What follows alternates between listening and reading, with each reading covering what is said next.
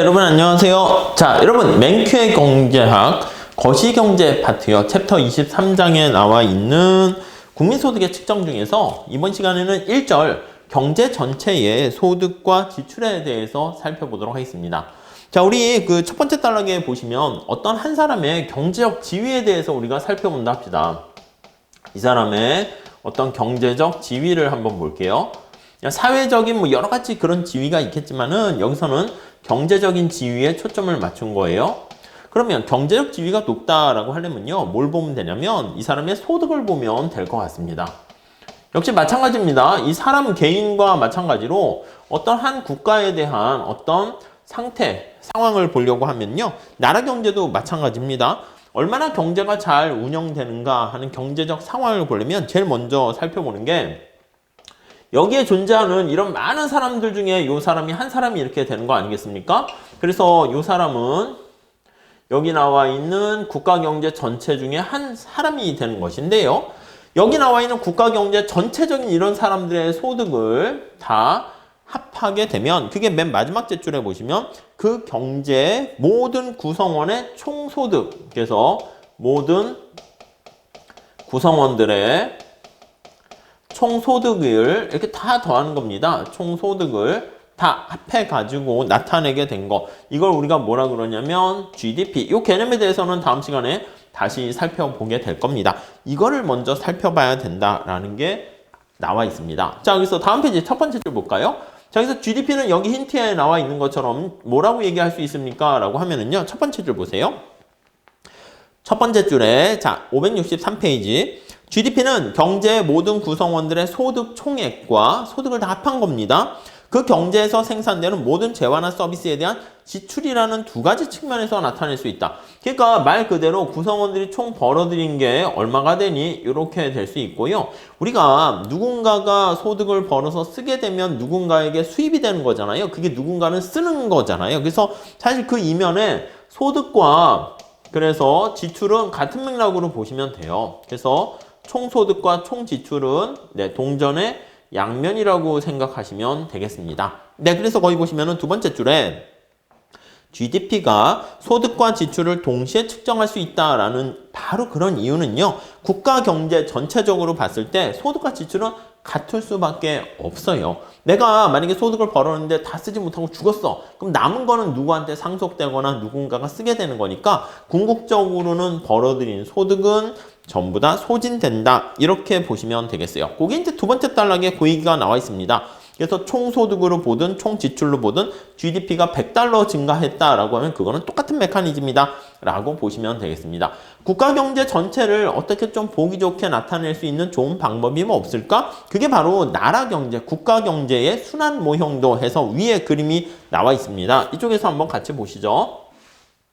우리가 그 경제학 처음에 시작할 때 미시경제 앞에서 여러 가지 경제학은 현실의 복잡함을 쉽게 단순화시키기 위해서 모형을 만든다라고 했잖아요. 그 대표적인 모형이 그 경제 순환 모형도 이렇게 나와 있는 거예요. 자, 국가 경제 전체를 대상으로 할 뿐이고 똑같습니다. 경제의 어떤 순환을 나타내는 모형도 이렇게 얘기를 할 수 있는데 우선 첫 번째는 가장 심플한 모형을 볼 겁니다. 자, 경제 주체 중에서 가계와 기업이 있습니다. 자, 거기 나와 있는 것처럼 이쪽에 기업 이렇게 있어요. 기업. 보통 이제 기업은 생산자 해서 생산의 주체라고 얘기를 하죠. 그 다음 이제 가게가 이렇게 있습니다. 가게는 이제 소비의 주체다라고 생각을 하시면 되겠습니다. 자, 그러면 위에 재화나 서비스 시장, 이걸 상품 시장이라 할게요. 상품 시장이다라고 하면 상품이 거래되는 시장 이렇게 있다라고 합시다. 자, 눈에 보이는 그것을 우리가 재화라 그러고요. 눈에 보이지 않는 것을 서비스 용역이라고 얘기하는데요. 기업이 어떤 재화나 서비스를 제공을 합니다. 공급의 주체가 되는 거죠. 그래서 거기 보시면 재화나 서비스를 판매합니다. 노트북이라든가 아니면 사과라든가 이런 것들을 판매해요. 이 판매한다는 게 바로 뭐죠?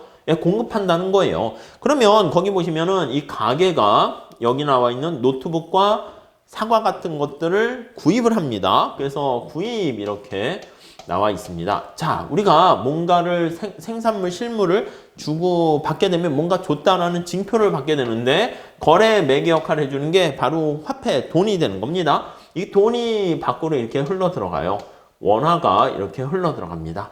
뭐 달러일 수도 있고 화폐가 이렇게 거래가 되는 것을 알 수가 있습니다. 네, 이해하겠죠? 이걸 뭐라 그럽니까 하면 우리 입장에선 여기서 가게가 여러분들이 뭐 생산자일 수도 있겠지만 기본적으로 가게라고 하면 가게가 여기 나와 있는 것처럼 이렇게 노트북이나 사과를 구입하는 과정에서 뭔가 대가를 주잖아요. 그걸 우리가 지출 이렇게 얘기합니다. 그래서 이거를 지출 이렇게 얘기를 하게 되고요. 우리가 생산물 시장에서 지출하게 되면 기업 입장에서는 이걸 판매해서 얻게 되는 이득 있잖아요. 그걸 거기 나와 있는 것처럼 수입 이렇게 얘기합니다. 수입.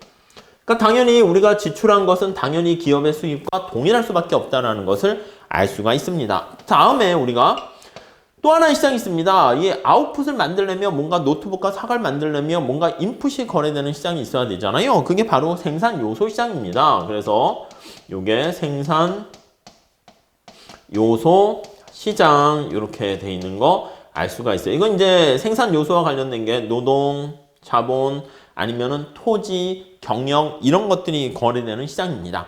자, 근데 이 생산 요소 시장에서는요, 공급의 주체가 누구냐면 우리가 공급을 하는 거예요. 우리라는 건 이제 가게가, 하우스홀드가 공급한다라고 보시면 되겠습니다.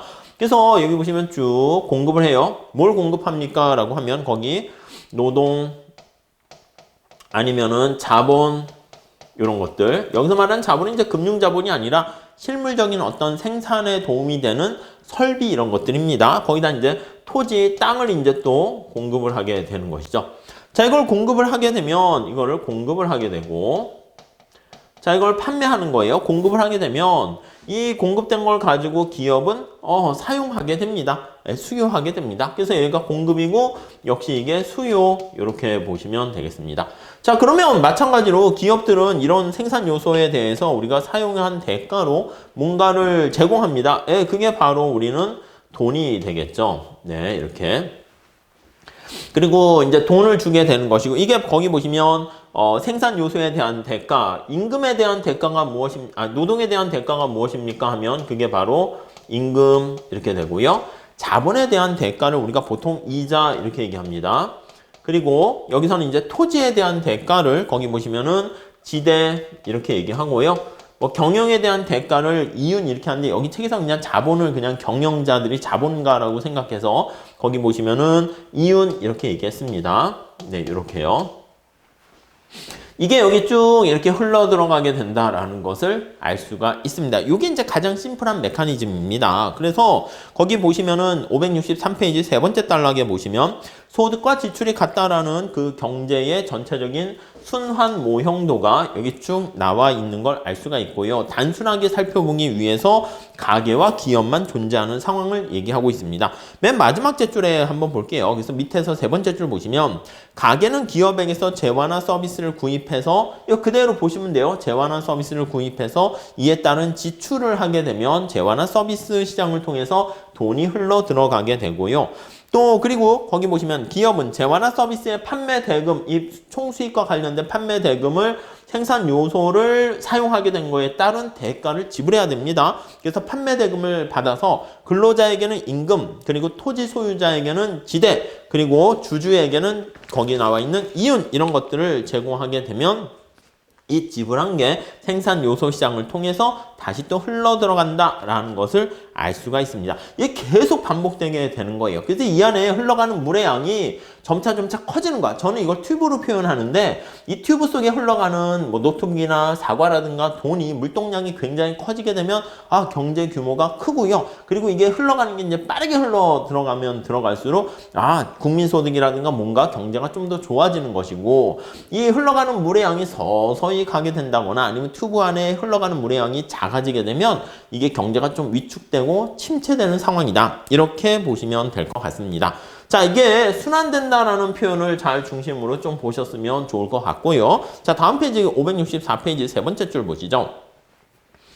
자, 그래서 우리가 지금까지 계속 얘기한 GDP가 뭔데? 이렇게 얘기하면요. GDP가 뭔데? 이렇게 얘기하면 GDP는요. 거기 보시면 돈의 흐름을 측정한다 라고 보시면 되겠습니다. 돈의 흐름, 그러니까 여기에 흘러가는 물의 양을 우리가 측정하는 것이다 라고 생각을 하시면 되겠습니다. 그래서 거기 보시면 GDP를 두 가지 방법으로 계산할 수 있는데 각 가게의 지출을 모두 합하는 방법이 하나 있게 되고요. 지출하게 되면 이게 기업의 전체적인 총 수입이 되는 거잖아요. 그래서 총 소득을 합하는 두 가지 방법 있습니다. 물론 이게 전체적으로 보면 다음에 보겠지만 생산 측면에서 볼 수 있고 생산돼서 얻게 된 소득은 전부 다 지출하게 됩니다. 그래서 지출 측면에서 볼 수도 있고 그리고 여기 나와 있는 것처럼 생산 요소를 제공한 대가로 받게 되는 분배 측면에서 우리가 볼 수가 있어요. 그래서 여기 나와 있는 돈의 흐름을 측정하는 방법을 우리가 세 가지 측면에서 우리가 측정할 수 있는데 이것을 삼면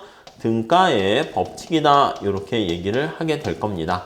그래서 생산 측면에서 국민소득을 측정한 거랑 그리고 지출 측면에서 우리가 측정한 거랑 그 다음에 분배 측면에서 우리가 측정한 게 똑같다라는 것을 우리가 살펴보게 될 겁니다. 예, 현실에서는요, 요거보다는 조금 더 복잡합니다. 세 번째 달락에 나와 있는 것처럼 가게가 벌어들인 전체 소득을 이렇게 해서 요소 소득을 벌어들이는데 이걸 이제 생산 요소를 제공한 요소 소득이다 이렇게 얘기하는데 이런 생산 요소를 제공한 요소 소득을 벌어들인 걸 가지고 전부 다 돈을 쓰진 않습니다. 일부는 저축을 하게 됩니다. 그럴 뿐만 아니라 여기 또 정부 부분이 이렇게 들어오게 돼요. 그래서 여기 정부가 들어와서 경제활동에 관여를 하게 되고요. 최근에는 우리가 우리나라만 이렇게 하는 무슨 폐쇄 경제가 아니잖아요. 닫힌 클로즈된 경제가 아니라 개방 경제, 오픈 이코노미라는 표현을 써요. 그래서 여기에 외국이라는 해외 부분이 있어요. 그래서 외국이 여기다가 수출을 하게 되거나 아니면 수입을 이렇게 하게 됩니다. 그래서 수출과 수입 이런 것들 우리가 살펴보게 될 것이고 정부가 이제 기업에게 뭐 세금을 때리기도 합니다. 가게에도 세금을 때리기도 하고요. 그래서 텍스를 부과하거나 근데 이 정부가 조세 수입을 걷어들인 걸 다시 또 여기다 이제 집어넣어요. 그래서 정부 지출 G라고 이렇게 얘기할 겁니다. 그래서 여기에다가 뭔가 새로운 경제 주체들이 들어가면서 복잡한 순환 모형도를 우리가 나타낼 수 있습니다. 이거는 뭐 다양한 경제 원론 체계에 나와 있는데 뭐 그냥 이렇게 심플하게 이해하시는 걸로도 충분할 것 같습니다. 네, 그 정도 정리하시면 되겠습니다. 자, 이렇게 보시고요. 맨 마지막 제줄에 한번 볼까요? 네. 자, 거기 보시면요. 따라서 나와 있어요. 경제 전체적으로 봤을 때는 지출과 소득은 항상 일치한다. 이렇게 생각하시면 되겠고, 먼저 여기 흘러가는 경제 전체에서의 이 국민소득이라는 거에 대해서 먼저 어떻게 측정하는가에 대해서요. 다음 시간에 우리가 살펴보도록 하겠습니다. 감사합니다.